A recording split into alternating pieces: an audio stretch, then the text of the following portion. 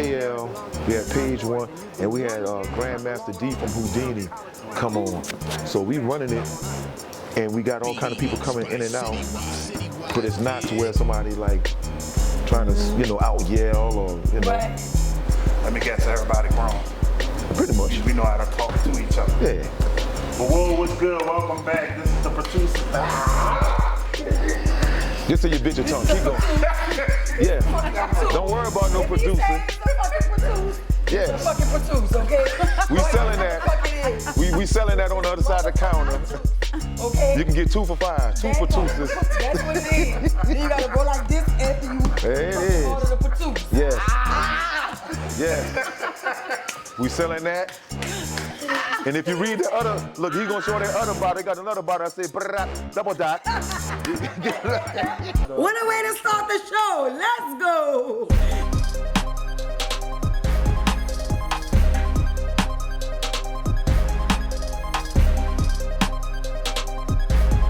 Beats by Citywide, bitch. Whoa, welcome back. This is the Producers Tag Podcast. I'm your boy, Citywide Sozey, killing my people. We deep in here today, so you know it's gonna be good. Oh my God. My girl's back. She's back. What's up, everybody? It's your girl, Genergy, coming with all of the good energy. Cannot wait to get into this one. It's gonna be amazing, so we need y'all to stay tuned. And who gonna get us right while we do that? Ooh. I love with your girl, Big Body Yatta. Don't forget the 504. Don't forget the 504. Do not forget the 504. That's right. You already know. Our special guest in the building, somebody, I go so far back, like what, 93? Probably before that. Oh wow. 92, 93. We pretty much grew up together, yeah. So we got a lot to talk about. It's a whole story going on. Yeah. A lot of good stuff. My boy, Mr. Charlie V. Man, you just can't say Charlie V. What you say? What do Charlie V mean to me? Listen, I have the opportunity of knowing this gentleman personally, and if I had to introduce him, I would introduce him first as a man. First, a real man. Word. Okay, an amazing father, an amazing teacher, an extraordinary dancer, an even better host. And that's coming from me, okay? So you already know, even a better host. Not only that, I classify my G as the Nola hip-hop historian. Oh, girl, let me get you this check out and pay you right now. Or I must have left it in the other wallet. What you I left that in the other wallet. It's all good, though. What's good with you, man? Show shot. Thank y'all. Thank y'all for having me. Appreciate you. Absolutely. Holla at the 504 is on. Yow. I'll drink to that. Then some, you heard? Yeah, man. It's a blessing and an honor to be with y'all, man. And we are broadcasting live Uptown. Ooh, I get the shivers on that. Superpowers kick in. So, yeah, man. This is it. So, Same old Silky. yeah, I dig this energy. I dig this energy, though, man. Thank you. Respect. That's what's up. So we might as well get deep into it because you came in on a story that I'm just like, damn, we got to do the whole show on that story. Like a lot of people don't realize how far it goes, but a lot of people don't even know. Like they know you, but they don't know you the dude that used to do Magnolia Slim at the time, album cover. Yeah. And that is like, that's way back. Yeah, and well, on the for real, it goes further back than that. So for most people, you know, we got the pre-Katrina people, we got the post-Katrina people. Yeah, that's a major difference. It's almost like AC or AD and BC. So I come from the, the pre-Katrina family members, and just like y'all. So as far as art and hip hop, that was my thing since day one. You know, I was into hip hop before it was even called hip hop. So I got to give a shout out to my brother ERC, Lavellis Fountain.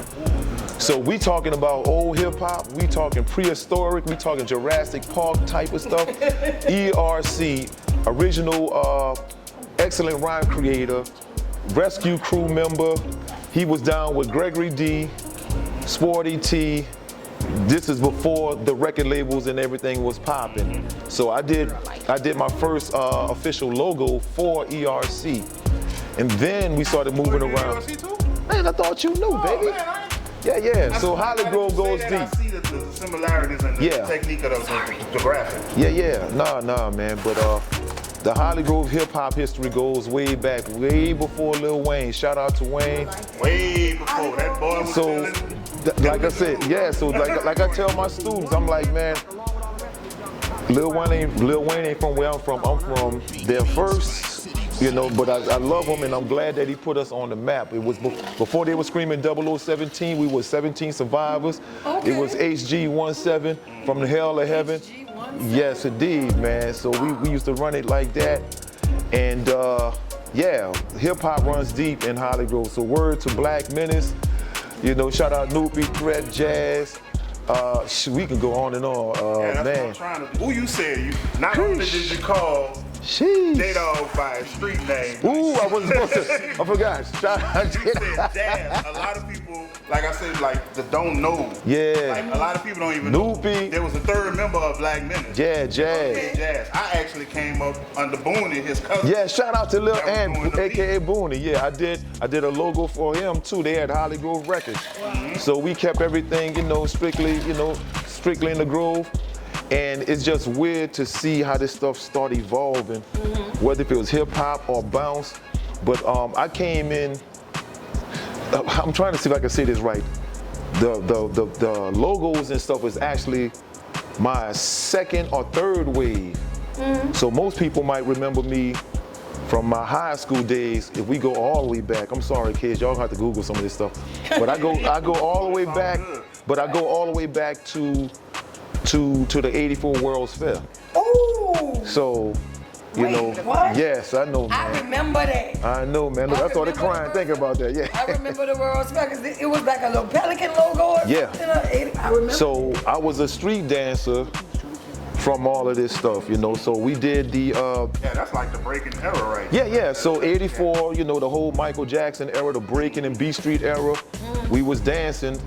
We were street dancers, and like I said, even though I did art, that's what I was more known for even back then. And the area that we frequented in the World's Fair area was this corner that I realized I would end up performing at years later. Julia and Fulton Street was where we used to actually break dance. The spot was called, breaking or b-boying, because break dancing is a commercial term. Okay. Get it right, keep it right. Where you been? Hey, jot it down. Message, yeah. Okay. So we did b-boying on this corner called Julia Street and Fulton Street. The place was called Cookie Time, right? So we were doing the b-boying, the Suck MCs, the Art of Noise, we rocking out. And years later, a few months after, like Slim said, years later, a few months after, I would be hosting a spot called Pizzazz at the place called True Brew. Wow. I'm in the middle of this show years later, and I'm like, I think I've been here before. And sure enough. And it kicked in. I was like, ain't that a I ended up rocking the same spot as a teenager, and full circle. That is amazing. So yeah, I just want to kind of put that little segue in, and so we been at this for a minute and a half, so yeah. With the Slim album cover, how did that come about? Like before you was talking about, just being around him and watching. Where'd you find this? And watching him freestyle forever. Yeah, and stuff like that. So as always, man, I got a super duper salute the life and legacy of my man Soulja Slim.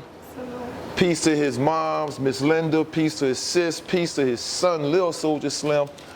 Peace to the original Magnolia. I know I'll be going forward. We're gonna run out of time. We got time. We just started. So, if it wasn't for my brothers KLC, DJT, Chill Will Bibbins, and they put me on to do artwork for Slim. So he had the before he got to the No Limit, before it was Cutthroat,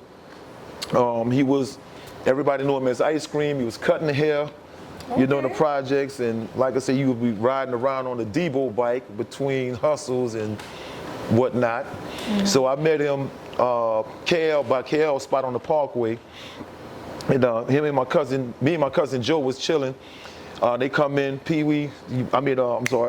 Slim had the little Pee Wee Herman bike or the Debo bike. That's just what, just 30 years ago? So Say, you bro. gotta remember I know. everybody's Look, name. I'm pretty no. sure you When I forgot run it, somebody. But well, you no, I run run it. I don't even need a baton. I run this relay every day. Okay. So, so they come in. Slim comes in. He about this big, about $1.05 plus tax and all that. He was on it. He comes in, and KL just basically tell us, man, watch this. You know, they turn off the AC because usually when they recording, they have to turn off all the extra noise, whatever. And KL had these old plastic couches, you know, the kind that your grandma have. The kind when you take, yeah, back burners. Yeah, if you get stuck on them, when they tell you to sit down on it, you got to peel yourself off. Right. So yeah, one of them joints. They turn off the sound, they turn off the air and whatnot. Press record, Slim lock his knees, and he start rapping and going in. We expecting to hear some old biggity bounce stuff. Even though it was sort of bouncy, he running like lyrics, and it's almost like a comedic type of thing. So I don't know, like he said this in one of his old songs where he said, "Baby, go ahead." He'll say little stuff. Yeah, he'll run those kind of lines in there. You know, he'll say some stuff like another character, almost like a Slick Rick type of thing. Okay. And I'm just like, this dude, God damn, and I'm tapping my cousin, like, he going in. And then when they finally stop, KL kind of running with his little, he got the little Uptown lizard. You like that shit, how that sound?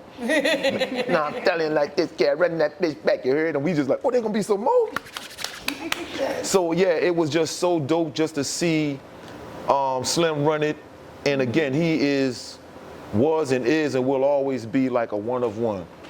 And yeah. I can't give him enough props and praise. It's like, I know he was considered a real one. Like, he did his dirt.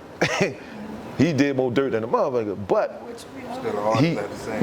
he was one of those dudes, when they say everybody talking about they real now, no, you real fake. Slim was with the shits, so he did his thing. He represented. It's just a hell of a lesson for him to go through all that stuff. Just before you about to get it, they took him out, and that's the part that really sticks to me till this day.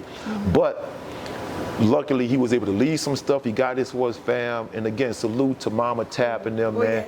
And definitely, this is, I don't know if y'all can see it up close. This here joint was called The Dark Side. This was his second album that was released on Hype Enough Records. Now this is the original artwork? No, this was what's left. This is the album. Wow. So Katrina had messed it up, and this is the leftovers. But he had another album before this, was called Soldier for Life. So, we know the Hot Boys had rocked the Soldier gear. We know P and them put the Soldier gear. Hype Enough Records. But him right there, he put the Reebok thing together. And he rocked out and represented for sure. So that's just one of the many superstars we had from the city that did it, So again, salute to everybody. I say he brought the camouflage in it because he used to do it for real. Some people used to get like the camouflage for Marshalls and Rocket. Yeah. He used to wear actual army gear. I remember Peaches was talking about that. It was like he used to wear the actual soldier army gear. Top to bottom. Yeah, exactly. Top to bottom. And we'd be like, damn, bro, when you going? I have a question for you, V. Listening to you rather, speak of Slim, how would you describe, or how would you say that his early transition, right? His early transition, how did it leave the state of rap in New Orleans? So, his early transition. So again, we talking, I met him with 93. So around that time, we already, 91, 92, 92, you already getting the bounce already kicked off. Okay. So we went from a Tucker to a Jimmy to like, of course, Juvie. We get into the simple bounce, I call it, where everybody cat, bat, hat, or everybody had the same cadence.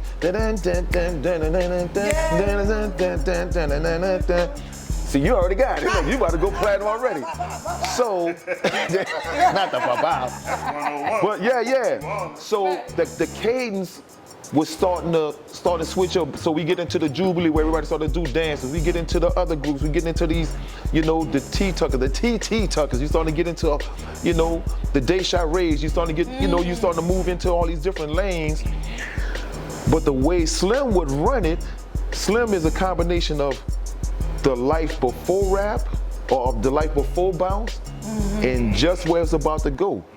Because I found, you know, Slim had came by our crib one time checking out some of the stuff when we were trying to get it going, and he saw I had a gang of cassettes. And I'm like, oh shit, he about to clown me because I had an MC Hammer tape in there somewhere. And he looking through there, I'm like, don't look at that. But he saw Mobb Deep. And he was like, man, this right here, I fuck with this right here, you heard? And I'm just like, wow. Damn, for real, I like this shit, you dig? And I was like, I said, he like Mobb Deep, because I'm thinking they just like only New Orleans shit. Right, right. Man, he is into like that Nas shit, that Rakim shit, that he's still like that gangster shit, but it has to make, you know, it has to work for him. Right. So that's what I mean, is like, he still had the bounce cadence, and he had yeah, he ran it with lyrics, and that's the part, it's the same thing with Juvenile. He could do that bounce flow, he could do sing-song rap, but it's like the cadence is it's gonna be the New Orleans thing.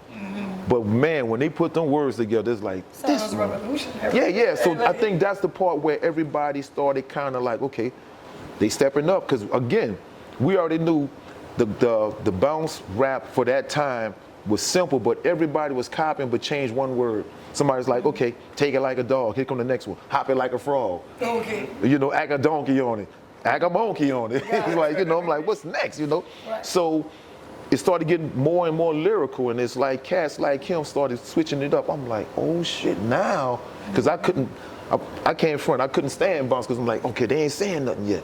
But then when you started having people run it, you get into the UNLVs, it's like even though they still talking gangster stuff, they putting content and they putting style on it. So now it's like, oh, yes, he's from New Orleans. That's what it's about. So when we started getting this thing, it's not just a cat bad hat type of rap. You heard that, huh? So it's like, but it's like, write that down. Yeah. hold that for that. So yeah, the ooh, throw the ooh in. Yes. Like, I don't know. But yeah, that's what it would be, and again, you start seeing this stuff evolve. So you start seeing the Slims, and that goes into the young BGs. It goes into the baby Lil Waynes. It start going into the already Bust Down, but Bust Down didn't have to really do that. The Tim Smooth, so many different things would be changing. And the thing about New Orleans is almost like how hip hop started out in New York.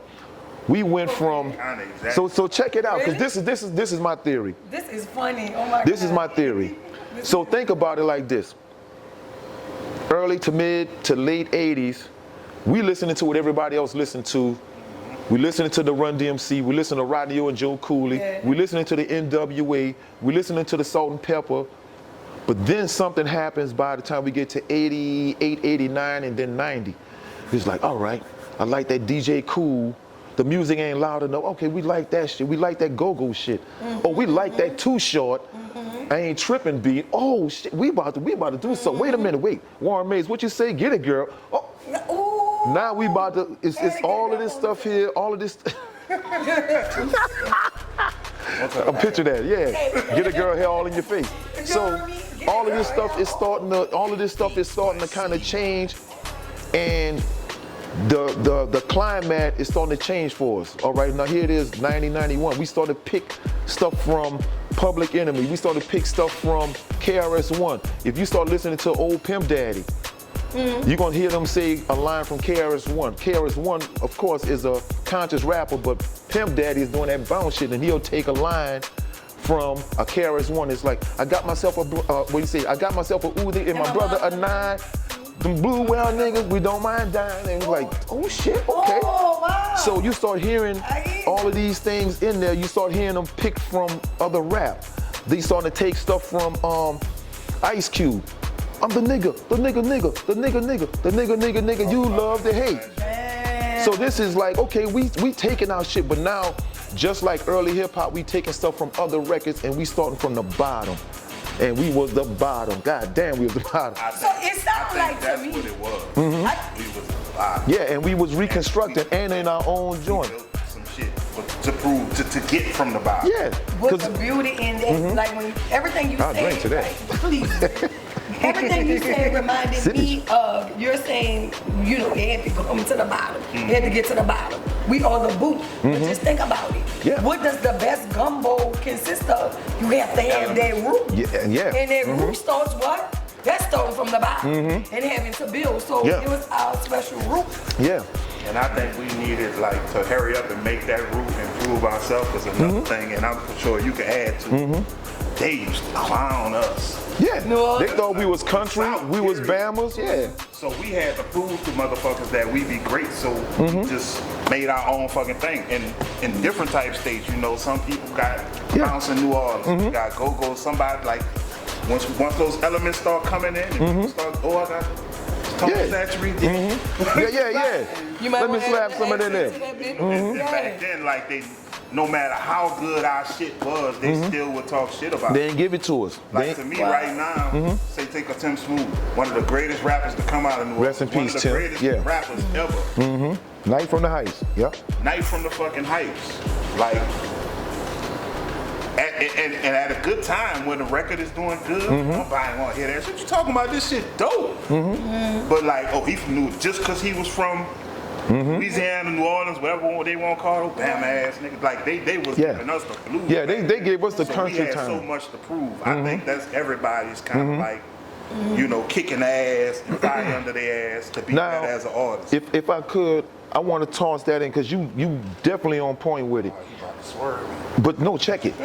we had switched the game up. We switched it up too because it's kind of like how we do DJs here.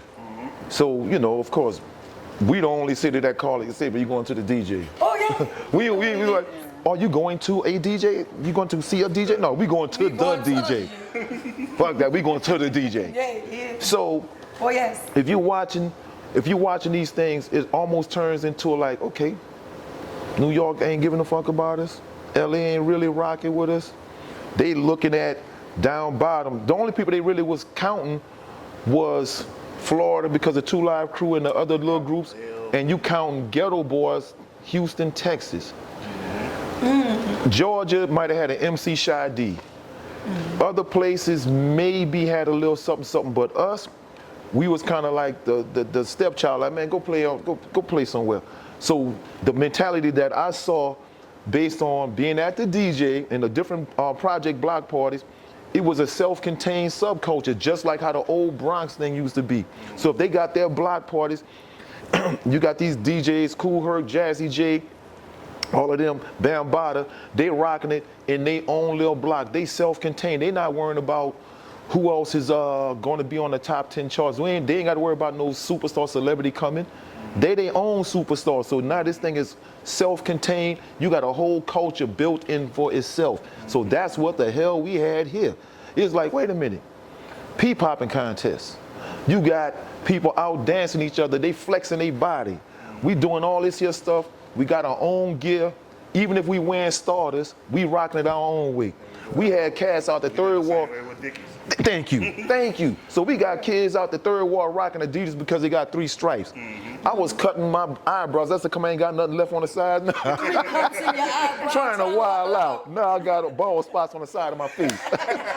Damn, man, I'm telling you, kids, don't do it to yourself. But it was like all of these things turning into a subculture, and it was black as fuck. I'm sorry, I hate to cuss, but it was. It's because must you fuck want to. No, I would never do that shit. I would never do that shit, goddammit. But it was just to say that when you go to a St. Thomas DJ, you go to the Magnolia DJ, Calio DJ, you see all of this here is going down. The most white folks you would see out there would be either a cop or a Beastie Boy wannabe or a Tina Marie fan club member. You know, because everybody gonna have that one that get a pass. I don't hold back until you get some wiggers out there. Yeah. Like, you know, we trying to take everything off and be like, ours. Yeah. But they'll let somebody come in. We had some wiggers, we had some Mexicans. Yeah, that got a pass. Yeah, they got a pass every now and then. So that's what it was. So our shit was just like the old New York shit. It's like, damn. Because again, I hated bounce because I was like, man, we came from Rakim to this shit. But now I had to kind of take it for what it was. It's like, instead of me saying, they need to be like Rakim, I'm like, wait, what the fuck they doing? And I started seeing some of my cousins, my little partners. I'm like, wait, they doing something else, but this shit is getting bigger. The records are getting, the records were still the same old same, but they started evolving. But now you start to see, Started getting better and better mixes. you start seeing the reaction that it get when it comes on. So if Jubilee out there rocking at the tent, and you seeing not just 100 people, now it's damn near 1,000 out there, and I'm just like, all these motherfuckers out here, and it's going down. Annually. Yeah, and they doing these dances. They got little dance groups now. It's like, I said, okay, this could be like the Rocksteady crew. That could be like I see DJ where you're Jazzy going with J. it. So it's like we kind of mimicking without purposely doing it. We kind of having our own culture because it's like they don't want to let us in. We gonna set our own thing off. And just like he said, it was like we started having more people. It almost looked like National Geographic after a while. So by the time we get to 90, 95, that's when the Hustlers was popping, right? We started doing, we already done got it on from the block parties to Club Rumors, Newtons, Tammy's, Club 49, all that. Yeah, so you start seeing this bounce. Yeah, you start seeing all this bounce stuff start making moves, and now it's like it's not just one thing. Now it's like, oh, we got kids from Dillard, Xavier, UNO that's taking these records out of town when they go back home. Okay. Now we got people coming in asking for this during Bayou Classic. Okay. They was like, wait a minute, I heard this song, bounce for the flavor, bounce for the fuvenile, something. What do you mean, bounce for the juvenile? Oh yeah, and they got another song called Get Started. No, Get Ready. So now we got people from Connecticut, New York starting to take this stuff home. Okay. So the kids who came to Xavier, the kids who came to whatever black colleges was here, they bringing that home with them. So it's just like how we kind of took in the old New York stuff, or heard some of the go-go stuff, or heard some of the lesser-known New York or West Coast cats. Now they hearing our stuff. That's what's up. They taking his stuff home now. Right. And they're like, say, bro, we getting this. Crazy as it sound, that was actually happening. See, so yeah. That kind of goes back to what we was talking about, and I wanted to go into next, kind of like how we connected, and that played a part into that. Is like, you know, in New Orleans, everybody like peaches, but there was another record shop called Odyssey Records. Yes. Yes. And I've heard of that place. You've heard of that place? Yeah, I think I used to passed work there. Oh yeah, I know we going too far back. My bad. Pump my record. Now, if you gonna tell a story, I want the pure, raw, and the uncut. Oh, I want shit. to know Wow. how you got the job, how you manifested that job. Sheesh. And I know, because that probably was, is it safe to say, that probably was your dream job at that time? Yeah. It had to be, but first Wow. of all, let me think, because it is a story. Let's take a quick little break, and we'll get back to it when we get back. After these messages. We'll be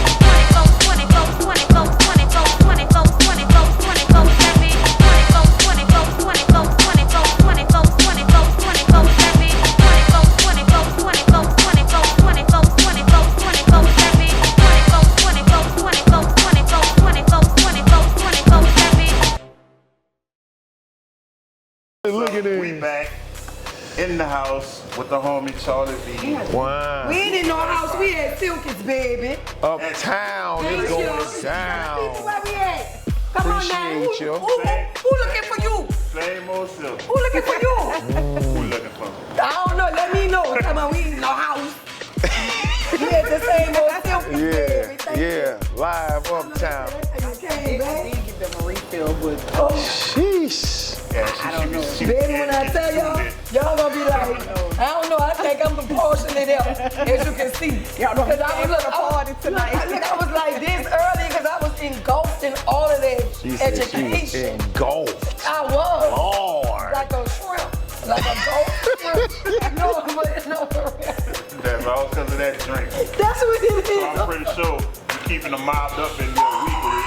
Oh, man. While we got a little time, could you just run down what you got going on that same old We Silky? open, 'Cause you was a busy person. yes. Something always popping. I try to, yes. repost. I can't keep up sometimes. You always I got can't something even going. keep up. And you here.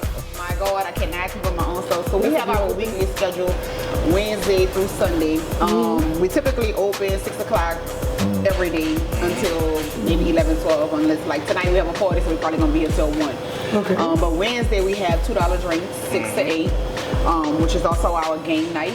So we play Uno. It goes down in here. Oh, yeah, they get real. I see them on Facebook. Original Uno. They be wanting blood. It gets more real on the Uno table than it do the spade. I can believe that. And you know it's bad on the spade table. So, but yeah, so Wednesday is our game night, $2 drinks. And then we also have the oysters that be outside, to be on the grill. Oh boy, oysters be on the grill. Okay. And then Thursday we have 2-for-1 drinks, happy hour 6 to 8. But Thursday is our karaoke steak night. So, you know, that be pretty lit too. You know, they be singing their heart out. They is me. Bless their heart. I'm about to say we got to talk about karaoke. I don't know if anybody getting a record contract, but bless them. What's Bless your them. favorite karaoke song? Man, listen, I know I know all you the got a songs that signature come one. on. You know my all of favorite is Tank, Lord Jesus. Oh. That's that was you about to Wait, is that the one? I would give a shout out and, Oh, boy. and let Tank know, but he already know. I told him this morning before He you know. knows this. I ain't Wow. gonna go there. I don't need y'all in my business, but yeah. Hey, yo. Thursdays, so Thursdays be karaoke. Friday is free fish. Friday nights we be having parties sometimes, and then Saturdays is ladies' night. Sunday is just pretty much Sunday fun day. So football season about to start back, second line season about to start back. So our Sundays be We pretty about to lit. start tailgating. Yes, so we're gonna do free barbecue for the games. Free barbecue, free shots. You cannot beat that. And another thing that I like is how you reached out and gel with the community. Like most new owners don't do that. Yeah. They try, but you know you're pretty friendly with people. Everybody getting to know you. Yeah. You're rubbing elbows with the people around you. You're community based. That's one thing I really like, and I gotta give you your flowers. Dig it. That's Thank you. And yeah, so one of the things we do is like a neighborhood appreciation once a month. And we try to get out, so we try to get the community to come out, and like I said, just to try to meet everybody, introduce myself, and answer any questions they may have. So just my way of, like I said, just coming in, and I'm coming into their neighborhood. You know, this place has already been here for years and years to come, but the relationship he had with them and the relationship that I have with them is two totally different things. Gotcha. So just been trying to find ways to introduce myself to the neighborhood. You know, To me, it's just dope just to try to have that relationship. Because you know, you got some people, they come in people's neighborhood, throw up businesses, mistreat the people, don't know how to talk to the people, don't want to be bothered by the people. It's not like that. They always walk in the neighborhood. We always speak. We always invite them in. After parties and events, we go out and walk the neighborhood, pick up the trash. Myself and Joe, with our hands, like because we just want to make sure that the relationship between us and them stays superb. You know, so it could be hectic to keep coming out your house and there's trash and there's cars parking. So we just try to make sure that the cars don't park in the driveways. We try to let them, like, especially our neighbors that's in this block, we try to let them know when we have second lines that stop in here, when we have parties, just so they're aware and, you know, just prepare for the music or the noise. So yeah, we try to keep our relationship with the neighbors. That's what's up. Top notch. That's I love what's up. that. I like about that. But let's dig back into this Charlie V rabbit hole. What, live at Silky's? Go ahead. I'm just trying to throw in a quick plug. Gonna first stop at Odyssey Records. Like I was saying, you know, like in our first show, I was telling her about like my favorite New Orleans producers. And all of them and others have all started working in Odyssey. I met you in Odyssey. Yes. Just like, what is it like being a part of that? Because that was some special shit. I was in there. I was a youngster buying records. You know, New Orleans artists was coming up. It was New Orleans based. They showed New Orleans mad love. Shout out to Garrett. Even with us with our tape at the time that we had out. You know, he made sure we did right. Like, how did it feel being a part of that? Man. Did you even notice, like, you were working around all these great historical people? So, man, yeah, it was a special time because, again, you thinking you just gonna be around music all day. That's cool, but I'm gonna have to bring it back. Here we go again, time machine. So I can remember it just like it was yesterday. No, so if we go back to 82. So back in 82, I think I was, what, 7th, maybe 8th grade, something like that. Odyssey Records was in the Carrollton Shopping Center as the strip mall, but it would used to be next to this Bank of Louisiana. All right, so again, this is when MTV is still new. I think BT was popping, but you started seeing certain faces on album covers like, oh, I saw the video on this, I've seen this. So this music itself was going through a change. So like the 12-inch record was getting popular. Like not just a 45 or a whole album. The DJ was becoming a prominent figure in music. So here it is, I'm going in there, I'm starting to look at these album covers. So I'm looking at Planet Rock, I'm looking at, you know, whatever the hot R&B record is, Mama used to say whatever. I'm looking at all these records. Jeffrey, I know, bro, I'm tripping. You know, and to mess it up for real, I ain't want my Jerry curl to get on the records.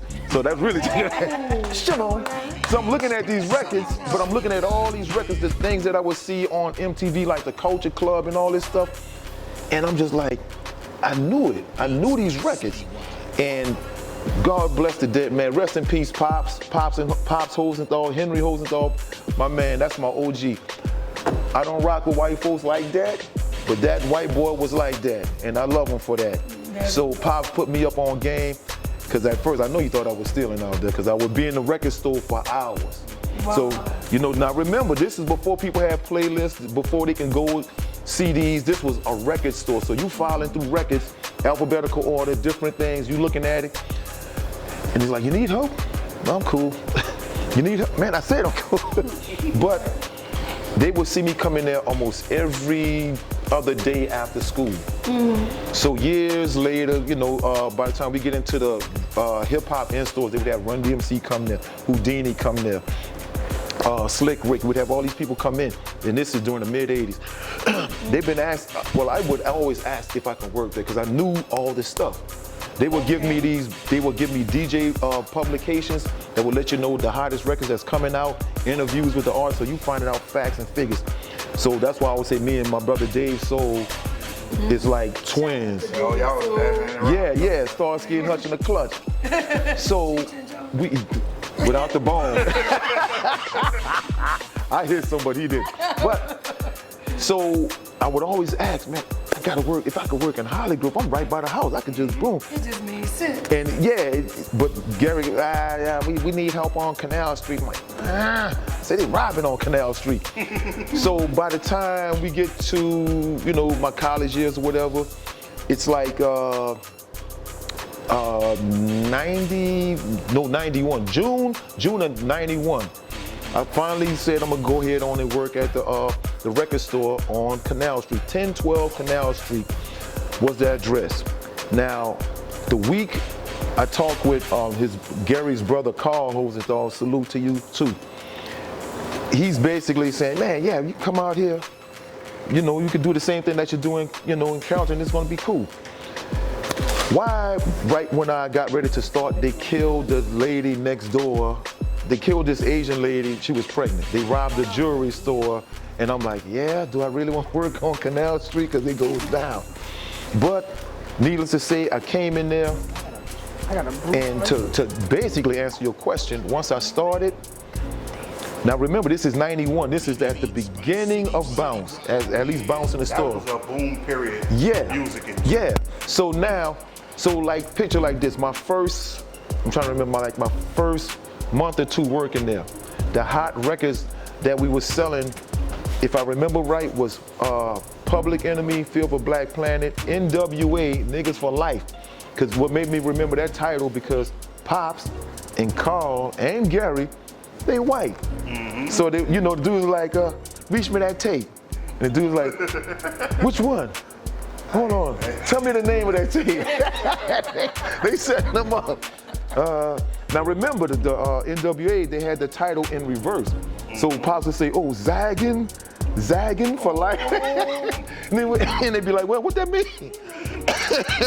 Hey, and they'd be like, hey, Charlie, can you come in? Yeah, man, so we have all these nationwide records, as they would call them. Okay. So we started having the kids, after a while, started asking, what y'all got local? So that's when it started turning into, give me the local. When we say local, we ain't talking about no Louis Armstrong. We ain't talking about Preservation Jazz Band, no Cajun. Local is anything bounce or semi-rap. Tim Smooth was busting it wide open. Bust Down was killing it. MC Thick doing it. Notorious Nate.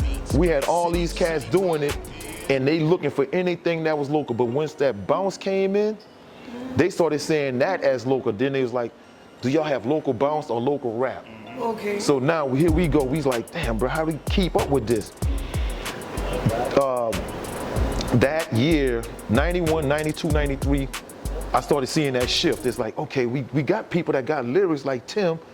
We got other crews that's doing things like your folks, but it started going somewhere else. It's like, why they keep leaning towards this bounce shit? I'm like, again, I'm going to the DJ, but now I'm in the club, like Club Sensations. I'm watching it, and I'm one of the few black workers that's in the record store. I'm on both sides of the counter. I'm like, not only do I know my shit, I'm watching how they get down in the club with it. So when they would turn down the record, like, I'm gonna just say Warren Mays. He had a song called Represent 9-4.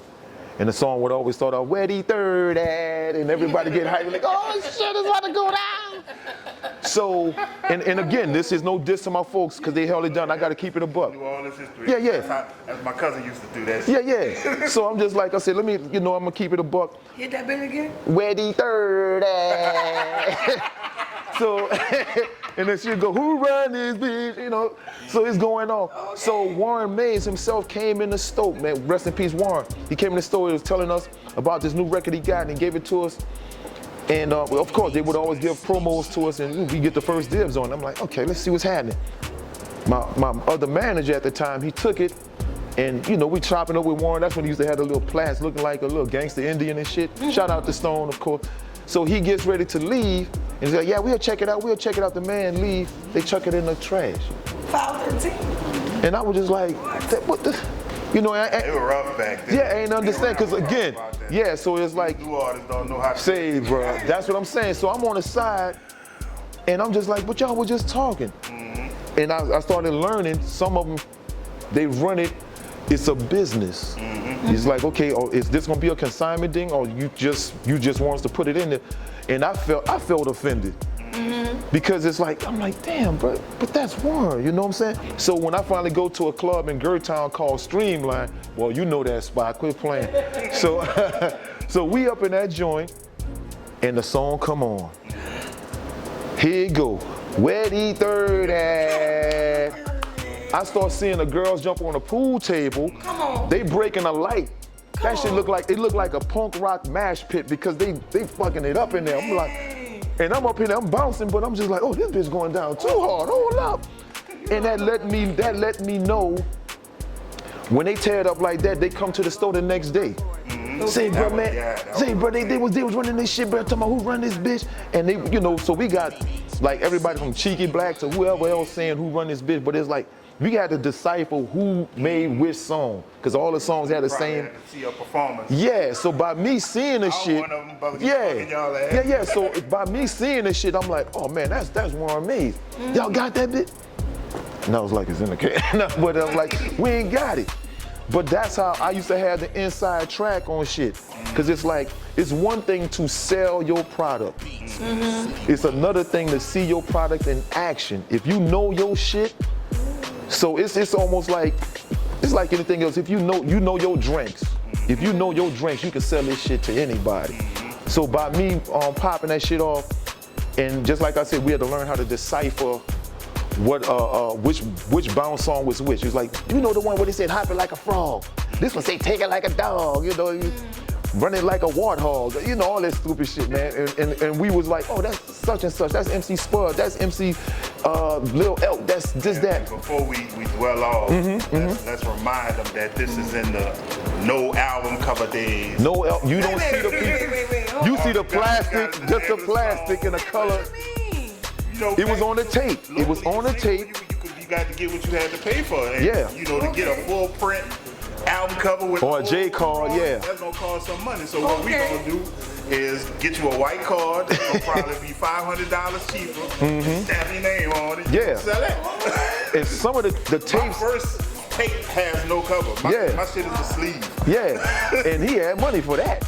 Because sometimes it would be just a It's tape. drawing. Yeah, there it is. So you would have a tape. So we just said, okay, Genergy live at Big Time Tips. Yeah. Your budget might just have Genergy, ... in plastic. You had to cut your name. Yeah, we're gonna cut everything. We're gonna break it down to G, side A. Yeah. Damn, we just- like, You had to pay for that. Yeah. reference. So they would have the tapes and we would have to, it was just, all of that stuff was like, when you start seeing that shit, and we would sell tapes by like a box. Now remember, nobody didn't have CDs unless they had crazy money. So the tapes would be like 30 to a box. When we had Jubilee setting it off, we selling out 4 and 5 boxes a day. What? And by the time we get to like a Bayou Classic, shit, that year that he went and did Bayou Classic, I was about to say, they coming from Bayou Class. they came out, bruh, and give me that. I heard the song, get righteous, get ready, get something cooking. We want it. And it was just like, we watching this stuff go crazy. The numbers is not, just like I was telling you about the old NWA and the old Public Enemy stuff. The only nationwide stuff, at least that I remember, that was doing big numbers as far as like rap, would later be like a Tupac, maybe, you know, like I said, the early Cash Money, the early, the later No Limit stuff. But the Death Row stuff, the Dr. Dre stuff, Wu-Tang, but it's like the local shit was kicking their ass. Wow. So for every Wu-Tang, Protect Your Neck, you're gonna sell at least 20 Mystical tapes. So like out of all the local shit, the Mystical, the Juvie 400 Degrees, that was like the most craziest shit I've seen. Cause I'm like, wait, and Partners in Crime stuff too, the big boy record stuff. Okay. They was getting it, but it's like these numbers was passing, like these motherfuckers doing Mariah Carey numbers in the store. It's like, bruh, yeah, I'll take that weight and exhale and let me get that 400 degrees. I'm like, what the hell, how them two go together? But that's what made it a pivotal time. So I worked there from 91 to 2000. So you watching Bounce Rise, you watching the Cash Money Machine just going. We watching Bust Down just going. We watching Tim go up and close, Mystical getting it. And we watching just these different movements. You know, it's like you know, it's something where they saying, okay, Mystical local, but he about to go nationwide. You know, like when we finally saw Mystical on Soul Train, or we seen everybody on Soul Train. When we seen them on Soul Train, or what was the other on the Apollo. Right. When we finally saw the Hot Boys at the award show, was that for the Source thing, I believe? I can't remember. That could have been a source. When they jumped off, they sales went bananas. Wow. I mean, if you started, that's when I started noticing white kids coming in the store asking for, hey, Wody, can I get, man, if you don't fix that shit with me. Hey, Wody, come on, fall back, homie. I'm like, get your Bart Simpson looking ass around. But it took on to a whole thing. So the time that I came in, I got to see Bounce, just evolve. I just got to watch the South come up. So as we talking to Odyssey is synonymous with that, like the South uprising, the uprising, the bounce. I remember when I used to go to Odyssey every Friday to get my for my check. And Baby and Slim would be true story. Baby and Slim would be outside bringing the tapes in or whatever, Bruh, thank you for bringing that. Even with my group, we'd send some tapes in on consignment, but like it was like a major part in the uprise. I think it's a real main fixture in the uprise of New Orleans music. It definitely was. I'm glad you said it.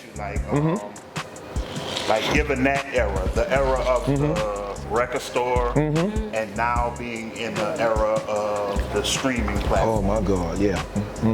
Do you see, is it different for artists now? Oh, it's very different. Could you like explain the difference in that?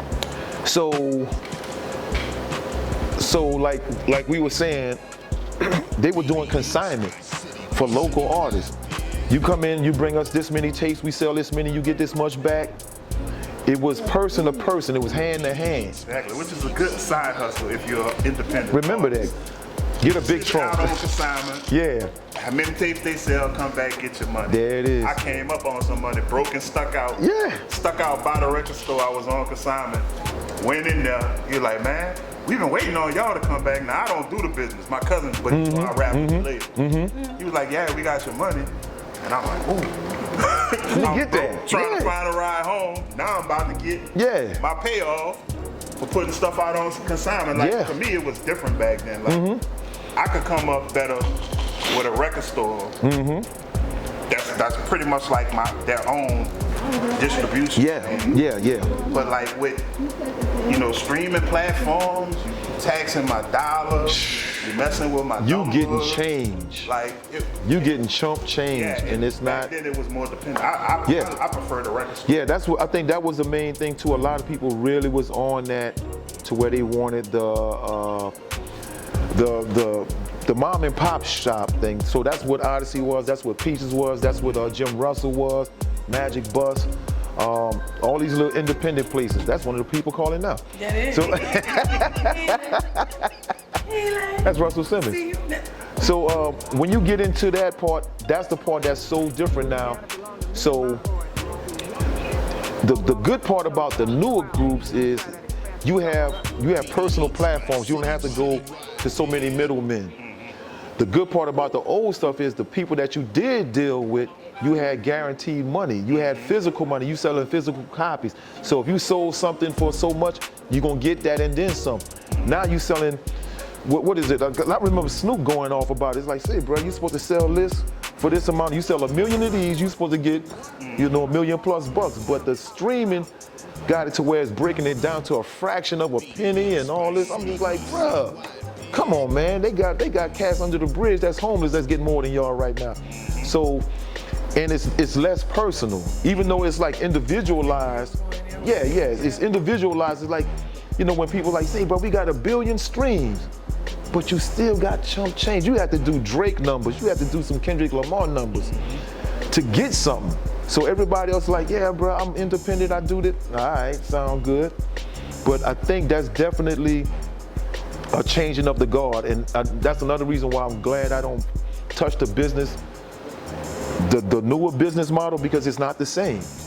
So, and the relationships are different. So it's like when, like you said, if you got Baby and Slim pulling up before the what is it, the 30 mil deal.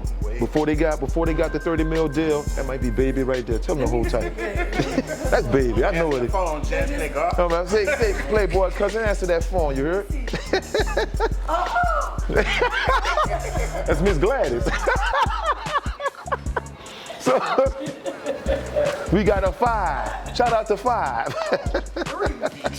My nigga sound like a gun. We'll be back after these messages. We gonna take these calls.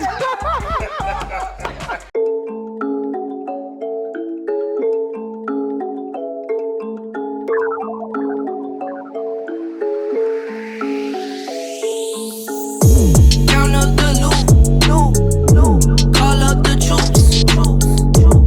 We coming through, we coming through. Count up the loot, call up the troops. We coming through, we coming through. Count the loot, call the troops coming through. From the booth to the moon, that's the route. What it do? It's the same ones around me, no recruits. Stay down when it's cloudy, not the sun. I just want the cheese like where the Packers be. Never move out west of Hollywood, that's where the actors be. Never trust again if you had ever turned your back on me. Heard you got that bag, well I must have a hefty guy on me. Yeah. Count up the loot, count it up. Call up the troops. We coming through, we coming through, we coming through. Yeah. Call up, count up the loot, count it up. Call up the troops. Call up, we coming through, coming through. We coming through, stacking my chips with the dip. I jump like a running back, my hit sick. This is not for fake, this is not pretend. I was always like this, just a white boy from the ends. Yeah, what I drive is not a rental. No, I had a long day, so she gave me dental. 2 phone numbers, no phones on me. I can't trust nobody but my own body. Wish I was a nobody, not a nobody. Take my whole body, then I make a carbon copy. I just get the bag, then I whoop. Yeah, I just want the check like a swoosh. Yeah, pop right up the jet to the coupe. Don't gotta be all up in the loops when you're the loop. Yeah. Count up the loot, call up the troops. We coming through, we coming through. Count up the loot, call up the troops. We coming through, we coming through.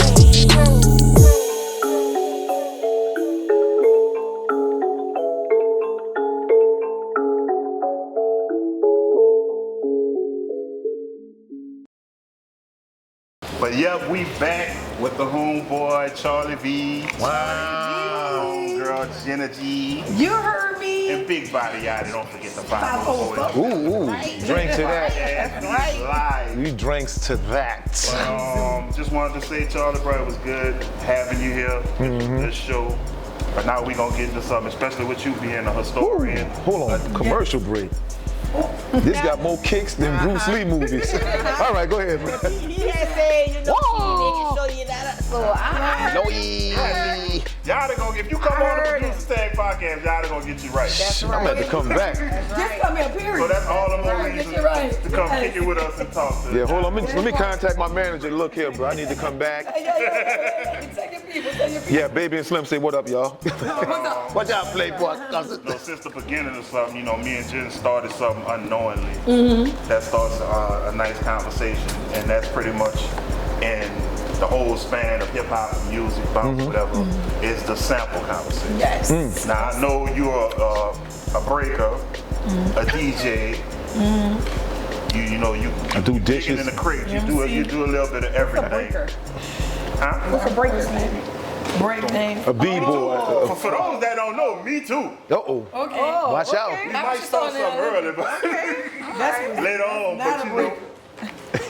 But anyway, Windbreaker. Go ahead. Oh, that was so much jacket. you know, it's something we like to talk about. We call it the sample conversation.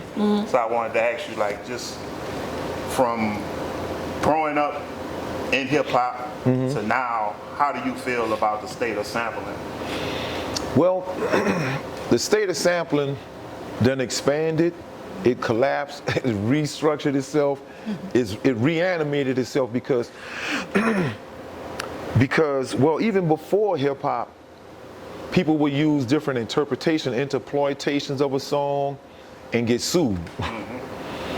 What happened with the early days of bounce is that we was like the Wild Wild West, you know.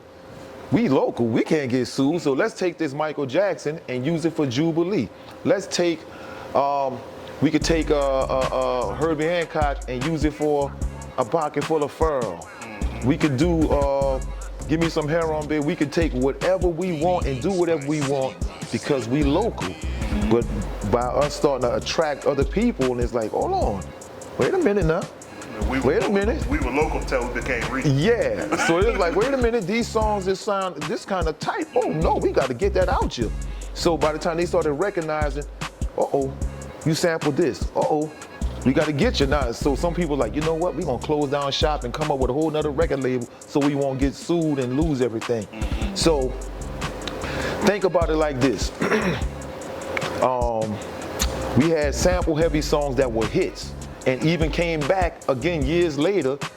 So if we count my brother and my brother Lil L, DJ T, Get the Gap. Okay. That was 93, I believe. Years later, this thing blows up again, thanks to Instagram and TikTok. Right. Was that the LSU team? Yeah, that was Everybody, they doing it. Show. Yeah. So they song about Get the Gat, but they ain't even doing a Get the Gat dance. But the sample has so many samples the song has so many samples in it. Right. It's hard for them to, L could have flipped that and got back on the map, but thanks to the updated sampling, like say, bro, we see you now. Yeah. So we hear the samples from Black Sheep. You can get with this, you can get with that. We hear all these other. That song varies. Yeah. So we hear a lot of samples going on it. You hear the biatch from Too Short. You hear just a couple of things in there, and it's like they literally can't afford to. You can't pay all these people off. So sampling limits a hip hop producer's creativity as far as sampling, but it made most of them step up their game with actual musicianship. So if you notice, like Juvie got the 400-degree band. They got a whole band looking like Maze out there. So they could replay all these stuff. Manny is between Manny and KLC, both of them are like both sides of the coin as far as super geniuses. Wow. They can sample a song and you wouldn't recognize it until years later. So to make them say, they just started, I just found this out a couple of years ago. KL never told us. I know. The song that you hear this horn part or this horn stab and make them say, you bam, bam, bam, bam. Break it all the way down. That is Apache from the Sugar Hill Gang. And I'm just like, wait.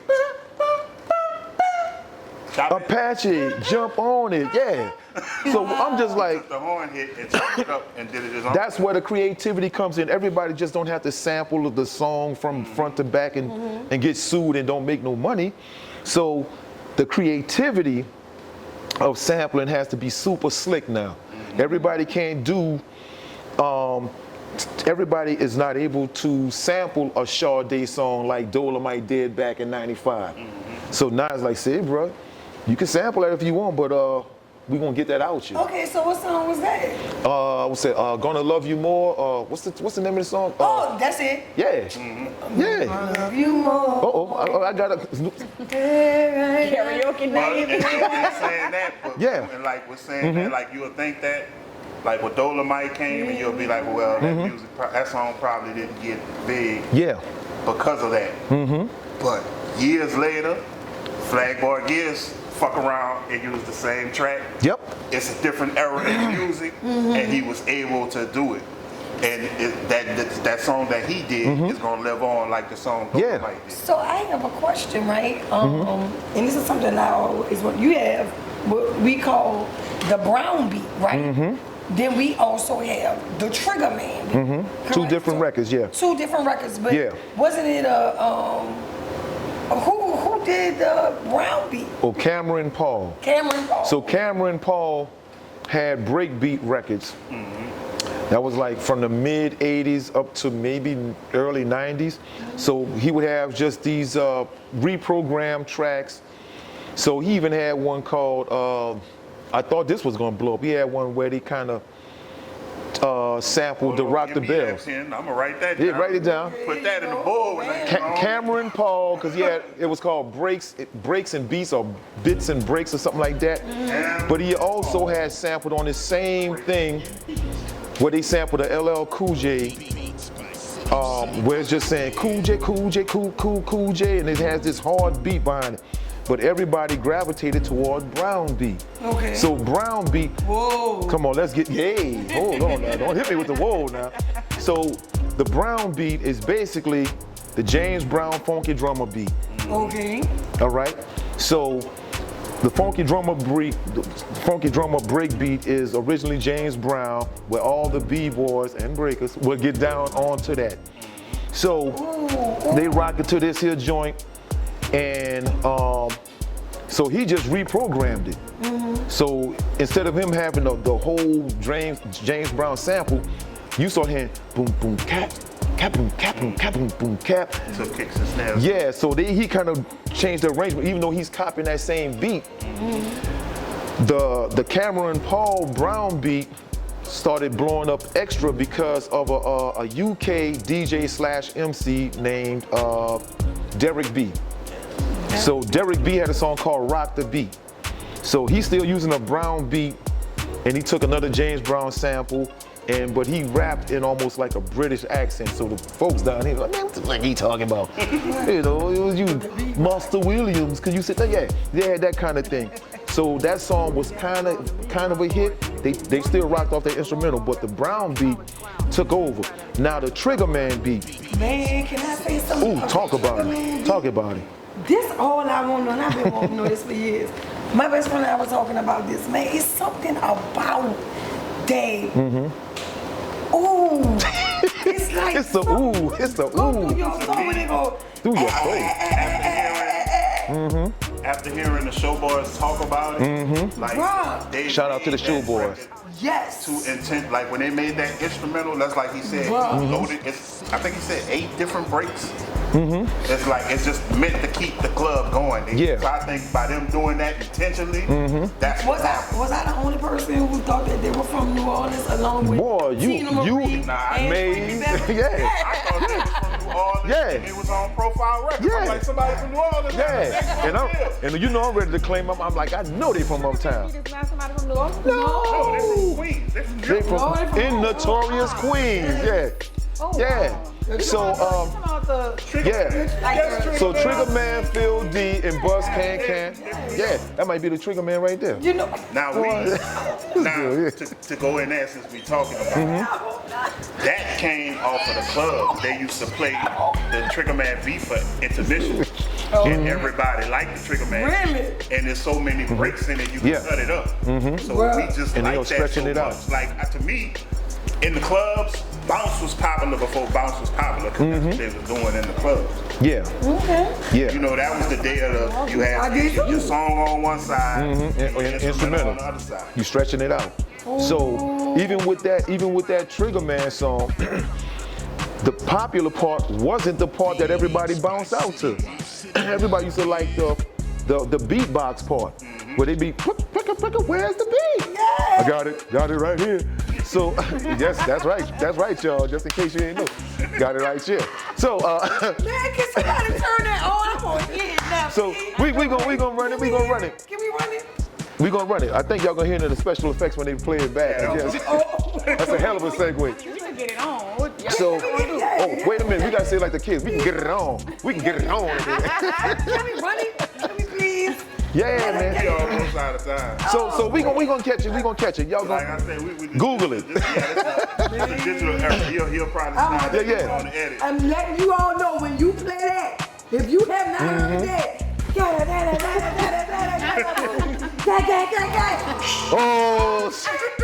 Oh, here we go. Can I get my ooh in? But she is out of order. See what happened when you had too much of this yachty in your body? Oh, Lord. They from New York, but Yeah. So they came from Queens, New York. that wasn't like me and Ramp was talking about on the show. That wasn't like just the only thing for bounce. You know, you had the Trigger Man beat, Triple M bass, the everlasting bass. everlasting bass. Yep. That Express now, yourself. who sampled that? Yeah, NWA Express Yourself. I know what you're talking about. I can't remember that. Wait, which one? I went blank, yeah. Oh, that's Kendrick Lamar. Yeah. Yeah. Everlasting Bass from Rodney on Joe Cooley. So most of those songs right there. Ooh. Show, I thought you were gonna keep going. She just stopped right there. But you supposed to throw the ooh in. We gonna try it again. Okay. Say it again. Wait. The bass is in your face. Ooh.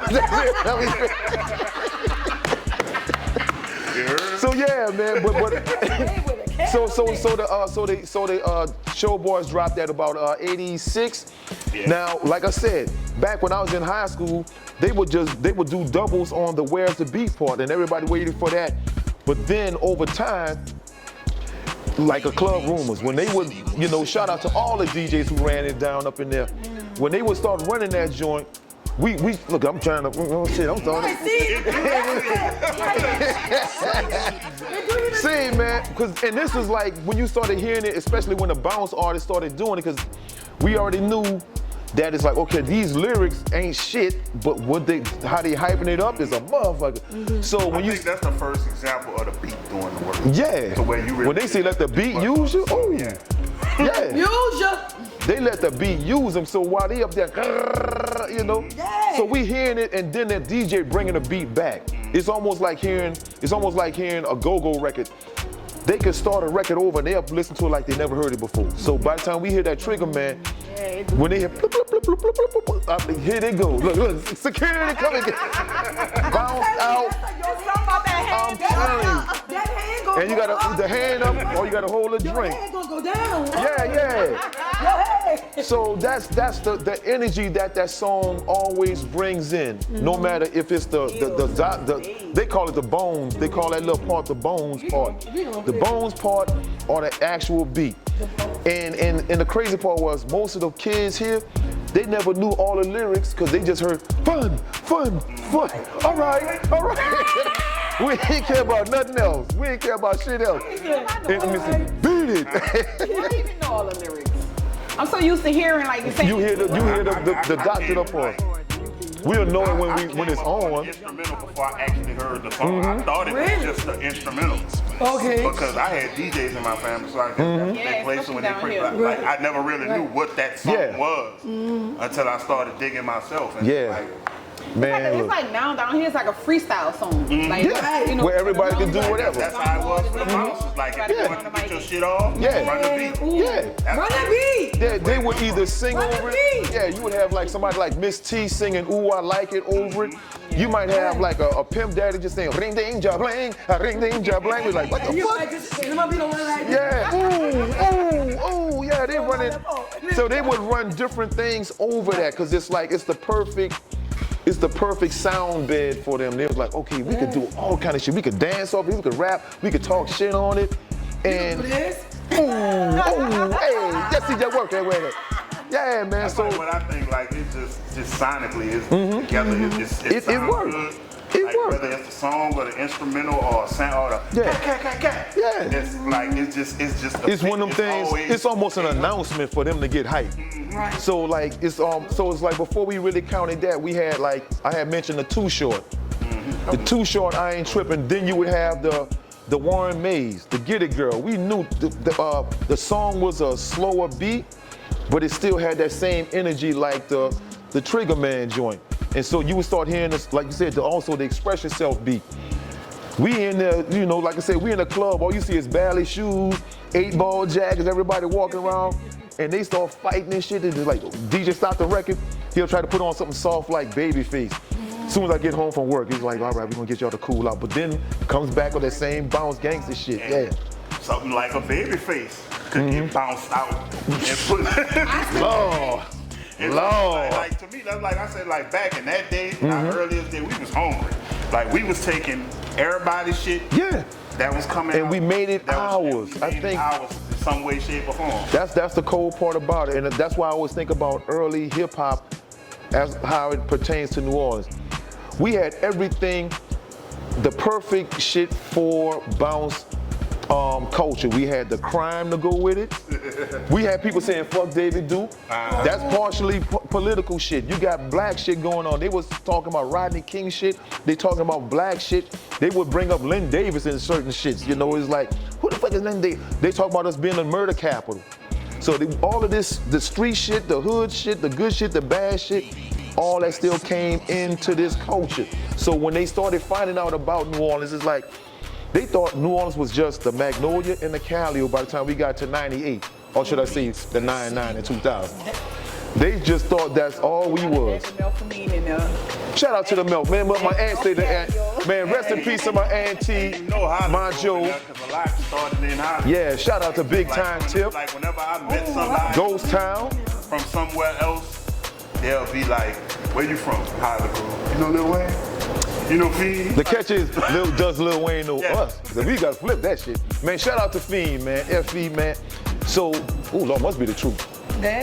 Yes, hallelujah. But I think all of that underground stuff, and again, it was all, the majority was black and hood shit. Who would have thought that people from Russia, people from China, I got a cat in Switzerland. I just sent him some artwork of BG in Switzerland. They collect, they appreciate more of the stuff that's from here than we do. It's crazy. Yeah, man. So, and our stuff is selling for like the old Soldier Slim or old Magnolia Slim stuff, hundreds, if not thousands of dollars. And they revere that shit because the cool part about being black is that we so dope. Yes. We could make some shit up and then we done with it. But other folks, they'll pick that shit up and it's like, oh man, let me get this here. See this cup right here? Man, this shit might be worth $1,000 in Germany somewhere because we got it. All right, get your issue. Get your issue, yeah. Remind me, I'm gonna hold this cup. But it's just to say that people love our culture. They might not love us, but they love what the fuck we bring to the table and they'll take it with them. And they be like, this shit is dope. I love that BG shit. I love that dip. I said, y'all better not say the N-word when you bitch you. So, but they love our shit. Right. So that's where all the sampling comes in. That's where the culture comes in. They love our music, but they don't want our problems. Hallelujah. Hallelujah. Hallelujah. Shamalama ding dong. They don't want it. They don't want it. But that's what it is, bro. But if I could say this, man, this has been a dope ass conversation on the black hand side, and I thank y'all for helping me articulate it. Thank you. I said Uptown Thunder. Y'all know about that. So what you guys do and what y'all continue to do, I wish y'all nothing but the best, the bestest. I'm trying not to drop a thug in front of y'all. Run that beat. DJ, run that beat. Run that beat. I know you got it queued up. I'm waiting on this. So we need more culture like that. They go baby in them again. I'm still calling. What's going on? Cousin, I need you to answer that phone. Right. But with that being said, it was good having y'all. Shout out to Yatta. Yatta Melon. Citywide Sozey, you have watched. And also, yeah, I got hang always. Listen. Oh, go ahead. Oh.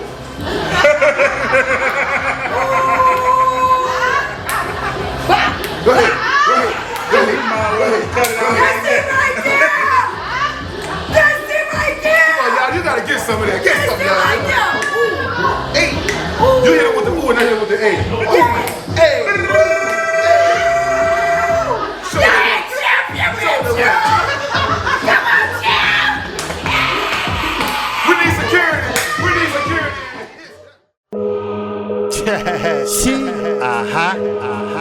Yeah, I'm back with my niggas. That boy insane. Oh yeah, I'm in the building. Motherfucking LAW. You did. Solid. Big Mitch on the track, nigga. Solid. Engineering. Cook up. 50 grand. G quick. Bitch, I'm about to cook up. I'm about to cook up. Bitch, I'm about to cook up. I'm about to cook up. Bitch, I'm about to cook up. I'm about to cook up. I'm back with my niggas, so yeah, we about to cook up. Bitch, I'm about to cook up. Yeah, I'm about to cook up. I'm back with my niggas, so yeah, we about to cook up. I see it in your eyes, my nigga, you looking shook up. I gotta get this paper, my nigga, to keep my weight up. I'm in the lab, cooking like I'm in Hell's Kitchen on some real shit, no cap shit. I'm trying to eat a meal off this rap shit. So fuck shucking up the deuces, waving and shaking your hand, nigga, I ain't all about that dap shit. I'm about this rap shit. Make your old lady booty clap shit. So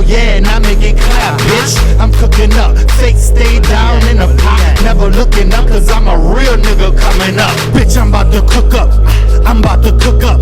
Bitch, I'm about to cook up. I'm about to cook up. Bitch, I'm about to cook up. I'm about to cook up. I'm back with my niggas, so yeah, we about to cook up. Bitch, I'm about to cook up. I'm about to cook up. Bitch, I'm about to cook up. I'm about to cook up.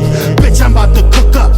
I'm about to cook up. I'm back with my niggas, so yeah, we about to cook up. It's little insane and I'm back in the kitchen. I'm cooking up some shit, gon' have them scratching and itching. And when I hit your block, I'm gonna grab your attention. My shit be so vicious, them bitches gotta listen. Now why you think they follow me around like I'm a star? Cause I'm cooking up some shit from the ground, now here we are. If you think you get this cook up for free, then boy you're tripping. If you come slick talking to me, you're gon' be missing. Cause the money being made, them hoes getting paid. I got them in the kitchen putting naked every day. It's the cook up little nigga, got the hook up little nigga. And we don't need no help, so put that book up little nigga. Hey, bitch, I'm about to cook up. I'm about to cook up. Bitch, I'm about to cook up. I'm about to cook up. Bitch, I'm about to cook up. I'm about to cook up. I'm back with my niggas, so yeah, we about to cook up. Bitch, I'm about to cook up. I'm about to cook up. Bitch, I'm about to cook up. I'm about to cook up. Bitch, I'm about to cook up. I'm about to cook up. I'm back with my niggas, so yeah, we about to cook up. Heat the stove to 360, full circle like a Kennedy dome shot. Middle fingers to all cops. Revolutionary down to cast out a demon. When you commit treason, you bringing out the killer season. I was grieving for a minute, lost my dad and my sister, but I had a promise to keep. So I'm here to deliver, and I'm faithful and I'm grateful, cause opportunity's scarce. Was room to be hateful, cause popping, shooting, repaired in the situation. Was a straight mental patient. Now I'm standing in the light, preparing, never wasted. Time never dropped, no dime on a nigga, been solid since conception. Appreciate the blessing and deviating the rest, and I'm uplifting the crescent. 504 till the heart goes slow, it can't pump no more. I'm so for sure in my direction. Even my enemies be seeking for a lesson that's ironic and progressive. But bitch, I'm about to cook up. I'm about to cook up. Bitch, I'm about to cook up.